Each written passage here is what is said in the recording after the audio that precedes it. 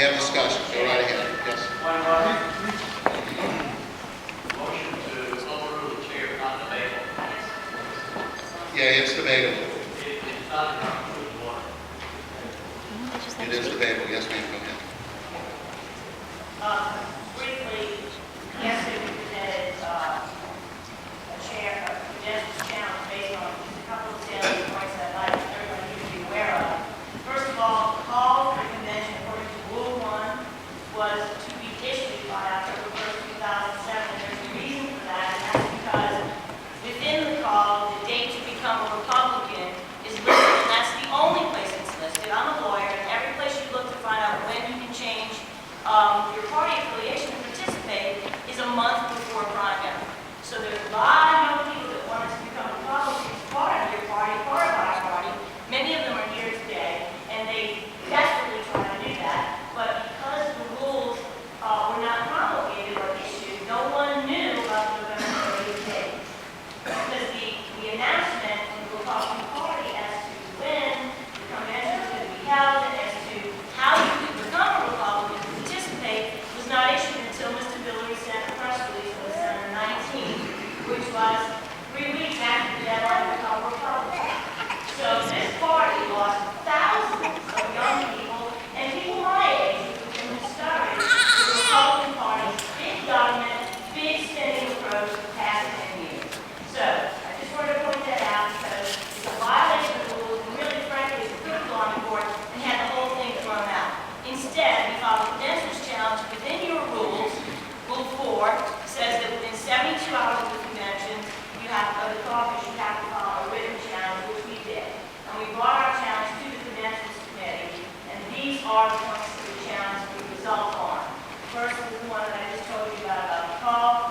The second thing was the deadline to become a delegate, according to Mr. Hillary's statement, when we did finally issue the call, was that you had until January 10th to become a delegate. So the Ron Paul people who have been working really hard for months submitted a giant stack of full slate of delegates on January 8th. And within hours of doing that, the party changed the deadline to January 12th, which then allowed so many people to become delegates that otherwise would not have been, including most of the people on the credentials committee who were in on our challenge, who we believe shouldn't even have been able to vote because part of the reason they should vote full is because they were in after the deadline was changed to accommodate them. We present evidence, reason. Okay, that's the 3 minutes, and we appreciate it.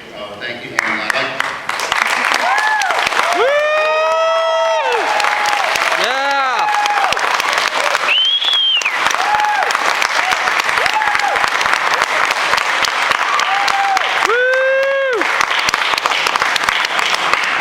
to call Credentials Committee Chairman Scott Wilfong.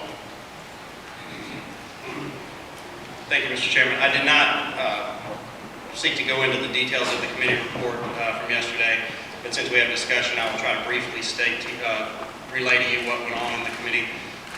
The first challenge, which the Ron Paul people, they presented their challenge very well, and I commend them for that. Their first point was that the call was not sent out timely. Committee members who were on the State Central Committee testified in the committee that they did receive the call in September. The staff of the party was able to produce proof that the call was sent out on September 28, 2007, before the October 1st deadline. That was I believe, accepted by their legal representative at that point. The other point was that they had questioned the ability of the chairman to extend the deadline. The rules do state, our convention rules state that the executive committee has the authority to make supplemental rules to our rules. However, they failed to do so.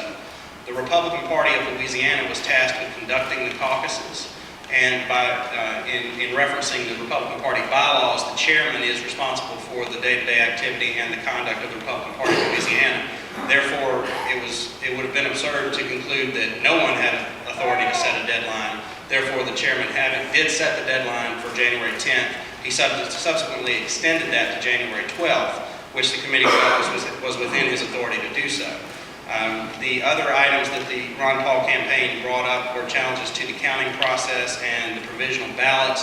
However, again, according to our rules, the caucuses were conducted by the Republican Party of Louisiana, not the Credentials Committee and not the State Convention. Therefore, we had no authority to grant the Ron Paul campaign access to those documents. Only the Secretary of the Republican Party, Lily Brady, would have had the ability to grant those requests.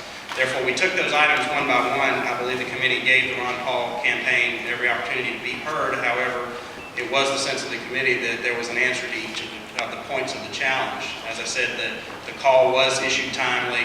The rules of the convention gave authority to the executive committee. However, in the absence of action of the executive committee, the chairman, by virtue of his office, is required to act. And certainly when conducting a caucus, the Credentials Committee felt like setting a deadline and/or extending that deadline is well within the scope of the duties of the chairman of the Republican Party. If I may ask you guys for just 1 minute reply.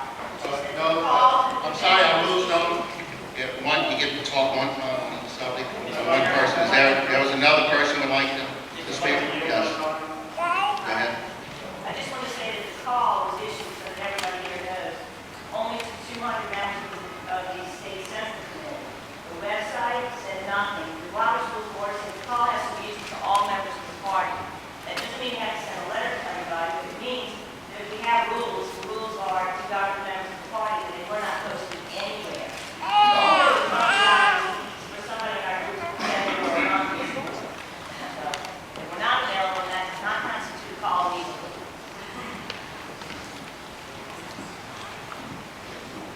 Jay? Okay, the question has been called. All in favor, call the question, say aye. Aye. All opposed, say nay. Nay. Okay, the ayes have it. Now, at this time, the question is whether to sustain the ruling of the chair.